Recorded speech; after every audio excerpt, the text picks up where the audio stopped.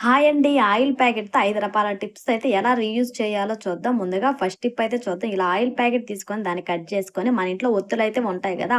ఆ ఒత్తులకు గాని, ఈ విధంగా గాని ఆయిల్ గాని అప్లై చేసి పెట్టేసామంటే మనం ఎప్పుడు కావాలో అప్పుడు దీపారాధనకు వాడుకోవడానికి చాలా బాగుంటది. ఇంకా నెక్స్ట్ టిప్ అండి.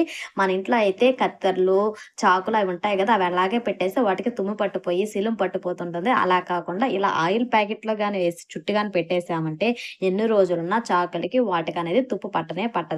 ఇంకా నెక్స్ట్ టిప్పు టమోటాలు మనం తెచ్చుకున్నప్పుడు బాగానే ఉంటాయి గానీ, కొన్ని రోజుల తర్వాత పాడైపోతుంటాయి. ఆ విధంగా కాకుండా టమోటా మొదట్లో ఈ విధంగా ఆయిల్ గాని అప్లై చేసి పెట్టామంటే టమోటా అసలు పాడవ్వండి. అలాగే ఆయిల్ ప్యాకెట్‌లో టమోటాలుగా ఏసి పెట్టేస్తే ఎన్ని రోజులున్నా అలాగే ఫ్రెష్‌గా ఉంటాయండి. ఇక నెక్స్ట్ టిప్పు పచ్చిమిరపకాయలు అవి ఎండుమిరపకాయ ఒలిచేటప్పుడు మన చేతులు అనేది మంట పట్టిపోతుంది. అలా కాకుండా ఈ ఆయిల్ గాని అప్లై చేసామంటే మన చేతిలో మంట పట్టదండి. ఇక నెక్స్ట్ టిప్పు మంచాలకి వాటికుండే వాల్ కేర్ పోతుంది. షైనింగ్ అనేది తగ్గిపోతుంది కొన్ని రోజుల తర్వాత. ఈ ఆయిల్ ప్యాకెట్ గాని అప్లై చేసామంటే వాటి